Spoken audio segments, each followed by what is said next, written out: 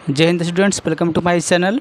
आज हम लोग इस वीडियो के माध्यम से देखेंगे क्लास 7 का सामाजिक विज्ञान का राजनीतिक विज्ञान यानी कि सामाजिक विज्ञान के अंतर्गत जो राजनीतिक विज्ञान का किताब आता है उस बुक में आपका चैप्टर नंबर 1 लोकतंत्र में समानता होगा।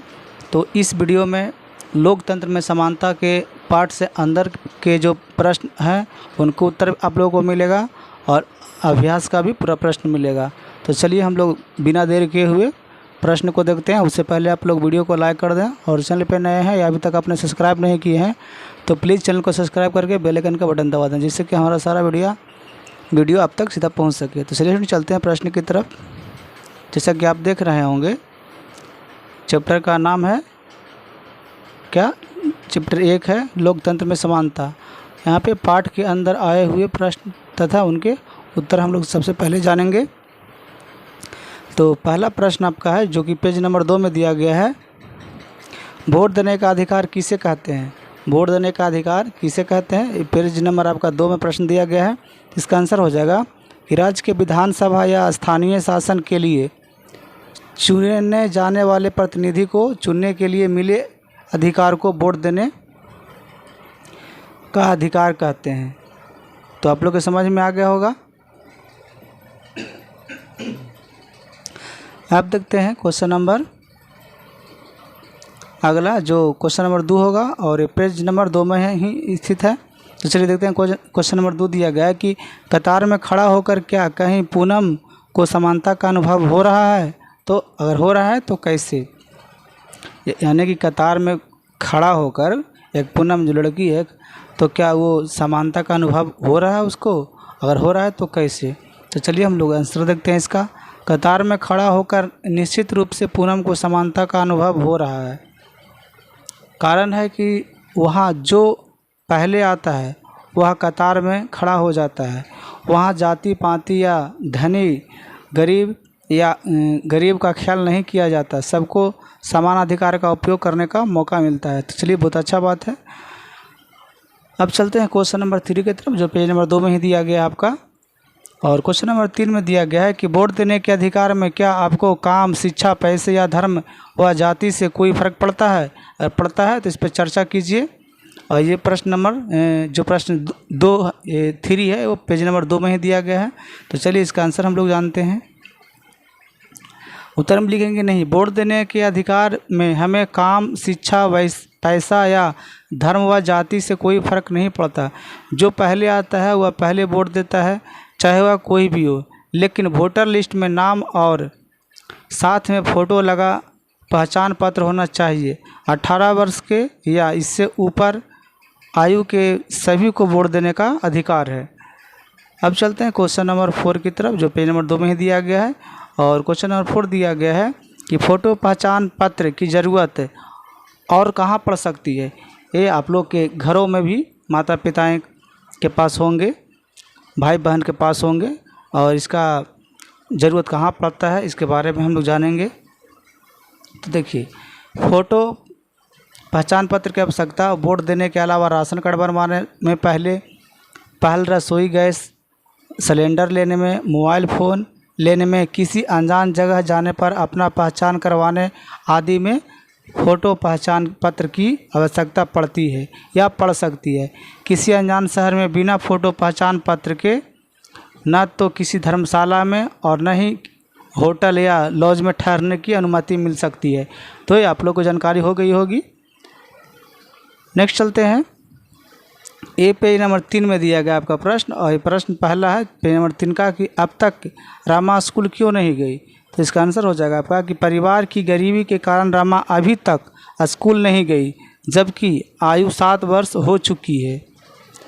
नेक्स्ट चलते हैं। दूसरा प्रश्न है पेज नंबर 3 में ही कि पूनम को समानता का एहसास क्यों होता है। इसका आंसर हो जाएगा कि पूनम को असमानता का एहसास अपनी गरीबी को लेकर होता है। यहाँ पे असमानता का एहसास लिखा हुआ है, गरीबी को लेकर के होता है। कारण है कि इसे ज्योति के घर में नौकरानी का काम करना पड़ता है। गरीबी के कारण वह रमा को स्कूल नहीं भेज पाती। ज्योति के घर वाले आराम का जीवन जीते हैं, जबकि पूनम को सदैव खटना पड़ता है। नेक्स्ट प्रश्न है कि आपके आसपास किस प्रकार के स्कूल हैं, और ये पेज नंबर 3 में दिया गया प्रश्न। तो इसका आंसर हो जाएगा कि हमारे आसपास 2 प्राइवेट स्कूल हैं तथा गांव के बाहर सरकारी प्राथमिक पाठशाला है। आप लोग अगर मिडिल के हैं तो यहाँ पर लिख देना है कि हमारे आसपास जितने भी प्राइवेट स्कूल होंगे उसको लिखेंगे, और गांव के बाहर या गांव में अगर है तो गांव में ही लिखना आप लोग, कि जो भी स्कूल आपका नाम स्कूल है मध्य विद्यालय, यहाँ पे प्राथमिक है तो आप लोग अगर मध्य विद्यालय में पढ़ते हैं तो मध्य विद्यालय लिखेंगे। प्राइवेट स्कूलों में तो पढ़ाई बहुत अच्छी होती है, शिक्षक समय पर आते हैं और समय पर जाते हैं, लेकिन सरकारी स्कूल की स्थिति ठीक नहीं है। शिक्षकों के आने का कोई निश्चित समय नहीं है, वे आते भी हैं तो पढ़ाई ठीक से नहीं कराते। सरकारी स्कूल में दोपहर का मुफ्त भोजन तो मिलता है लेकिन घटिया किस्म का। लेकिन यहाँ पे आप लोग पाएंगे कि ये जो शिक्षकों के आने जाने का कोई निश्चित समय नहीं है, ये सरकारी विद्यालय में भी निश्चित समय हो गया है।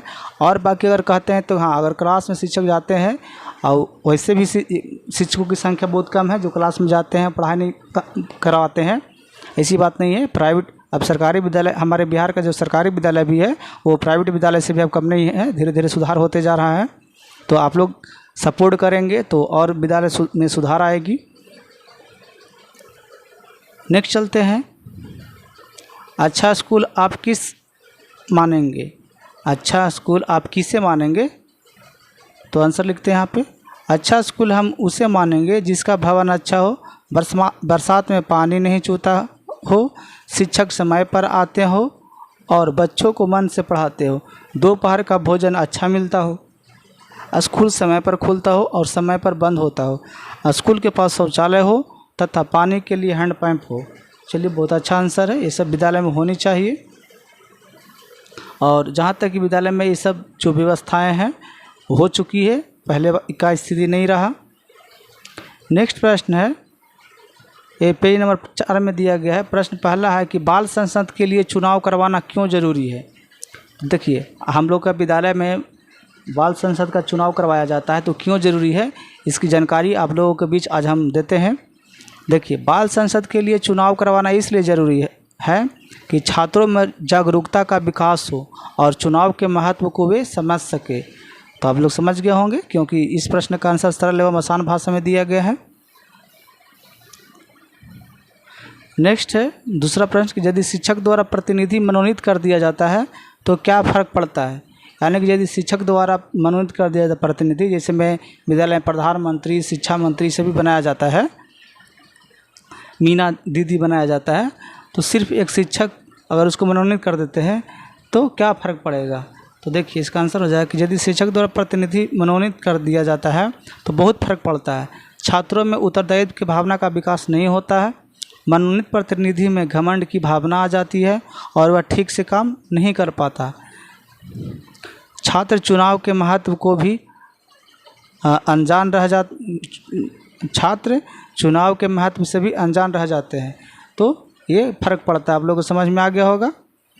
नेक्स्ट प्रश्न है कि क्या चुनाव प्रक्रिया में एक व्यक्ति एक मत के सिद्धांत का प्रयोग हुआ? समझाएं। ये पेज नंबर 4 में दिया गया प्रश्न। देखिए, हाँ, इसका आंसर होगा हाँ, चुनाव प्रक्रिया में एक व्यक्ति एक मत के सिद्धांत का प्रयोग हुआ।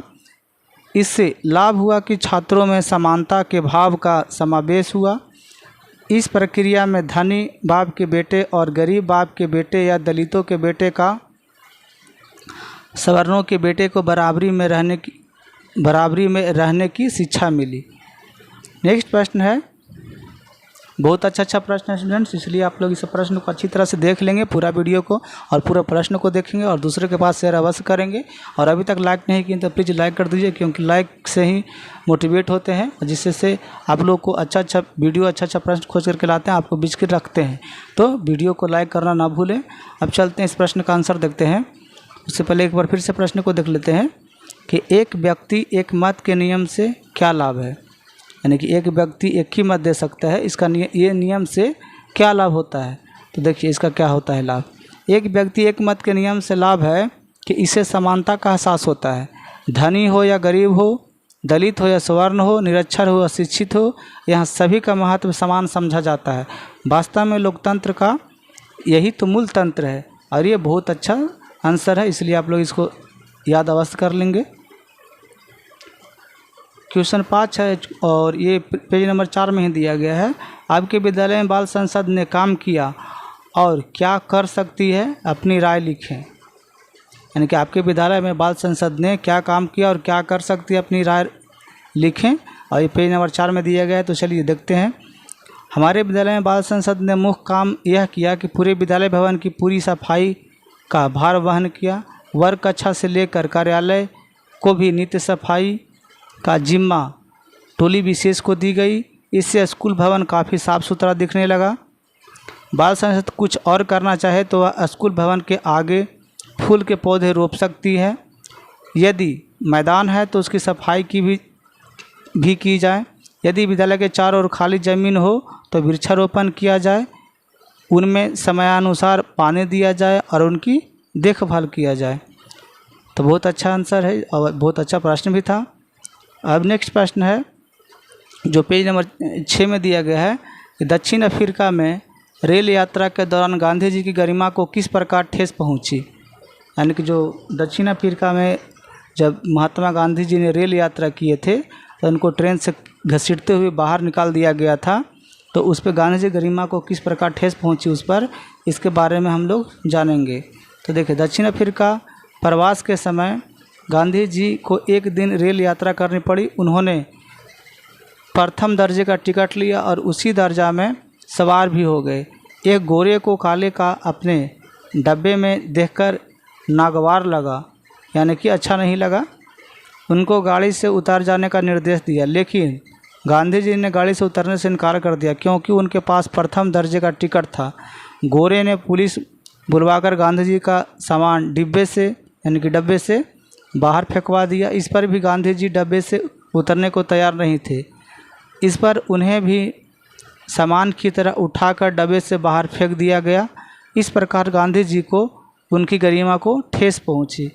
तो देखिए, देश के लिए ये देश के समाज को शिक्षित करने के लिए महात्मा गांधी जी ने कितने अच्छा प्रयास किया और गोरे काले का भेदभाव मिटाने के लिए महात्मा गांधी जी ने बहुत प्रयास किए। नेक्स्ट प्रश्न है कि आप बीती के लेखक को अपने संबंधी के यहाँ किन बातों से ठेस पहुँची। और ये पेज नंबर 6 में दिया गया। उत्तर हो जाएगा इसका कि आप बीती के लेखक को अपने संबंधी के यहाँ इन बातों से ठेस पहुँची कि मूल्यवान कपड़े पहने संबंधियों की खातिरदारी में सभी लगे हुए थे। वहीं साधारण कपड़ा पहने होने के कारण लेखक से किसी ने बैठने तक के लिए नहीं कहा। यहाँ तक कि उसे न तो जलपान कराया गया और न भोजन के लिए पूछा गया। सोने का भी उचित प्रबंध नहीं हुआ और लेखक को रात भर मच्छरों से जूझना पड़ा। नेक्स्ट प्रश्न है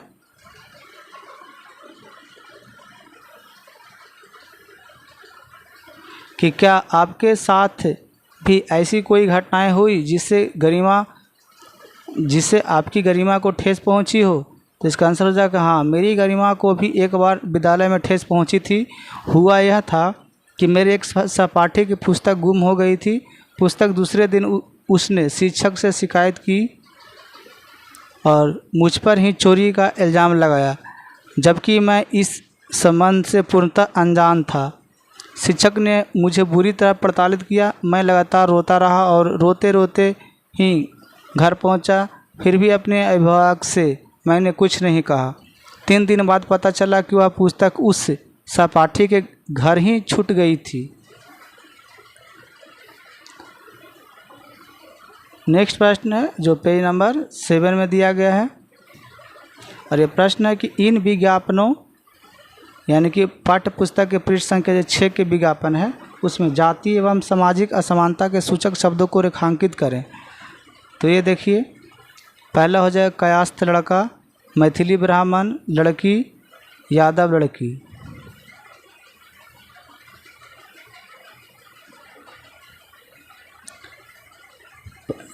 पेज नंबर 8 में प्रश्न दिया गया है कि मध्याह्न भोजन योजना का उद्देश्य क्या है।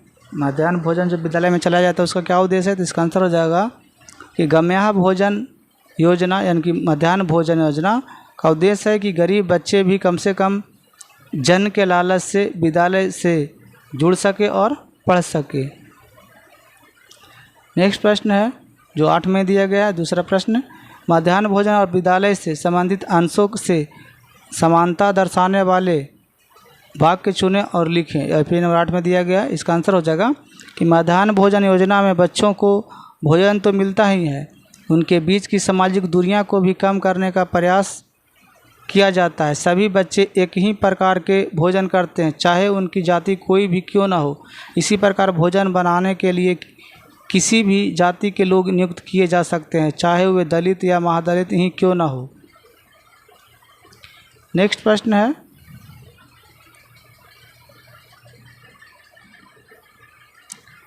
क्या आपने कभी मध्याह्न भोजन के दौरान असमानता का अनुभव किया है? ये पेज नंबर 8 में प्रश्न दिया गया। इसका आंसर हो जाएगा आपका कि नहीं, मैंने कभी मध्याह्न भोजन के दौरान कभी भी असमानता का अनुभव नहीं किया है। नेक्स्ट प्रश्न है जो पेज नंबर 9 में दिया गया है। इसका आंसर हो जाएगा, प्रश्न है कि बाल संसद समानता के लिए क्या कर सकती है, चर्चा कीजिए। तो उत्तर हो जाएगा कि बाल संसद समानता के लिए सहभोज का आयोजन कर सकती है। सभी मिलकर भोजन बनाएंगे और सभी एक पंक्ति में बैठकर खाएंगे। अब आपका जो बुक में प्रश्न उत्तर यानी कि अभ्यास का जो प्रश्न उत्तर होगा, यानी कि जो चैप्टर 1 ख़त्म हुआ होगा तो उसके बाद प्रश्न दिया गया होगा, उसका हम लोग क्वेश्चन आंसर देखेंगे। देखिए यहाँ पे अभ्यास का प्रश्न उनके उत्तर। पहला क्वेश्चन है आपका बुक में भी होगा, देख लीजिएगा कि अपने पास पड़ोस से समानता और असमानता दर्शाने वाले किन्हीं 3 व्यवहारों का उल्लेख करें। तो इसका आंसर हो जाएगा आपका समानता और असमानता के लिए बता रहा है, तो यहाँ पर लिख देंगे कि हमारे पास पड़ोस से समानता और असमानता दर्शाने वाले किन्हीं 3 व्यवहारों का उल्लेख निम्नलिखित है। और उसके बाद यहाँ पर लिखेंगे, तो देखिए समानता हो जाएगा यहाँ पे कि समानता के व्यवहार, इधर दिया गया है असमानता के व्यवहार।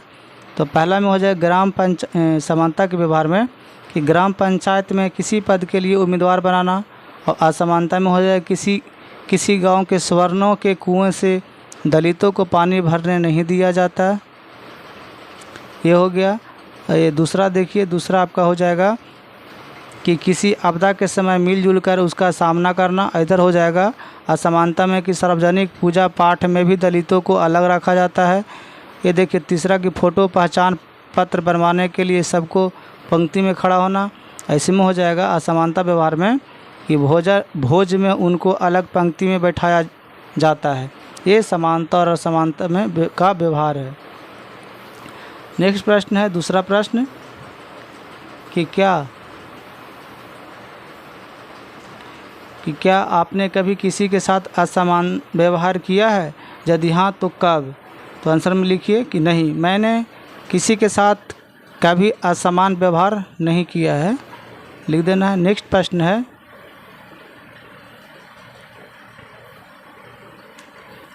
कि क्या आपको किसी के व्यवहार से ठेस पहुंची? देखिए इस प्रश्न का आंसर हमने पिछले जो पेज नंबर 8 में दिया गया है प्रश्न, और ये प्रश्न संख्या 2 है, उसका उत्तर जो हम दिए हैं अभी इसी वीडियो में, तो आप लोग उसको देख लीजिएगा, उसका आंसर मिल जाएगा। अब देखते हैं क्वेश्चन नंबर 4 को। क्वेश्चन नंबर 4 में दिया गया है कि यदि आप रोजा पाकर्स की जगह दक्षिण अफ्रीका में रहते हो, ये जगह का नाम है, तो क्या करते हैं? तो आंसर लिख दें कि मैं भी वही करता जो रोजा पाकर्स ने किया था। नेक्स्ट है पाँचवा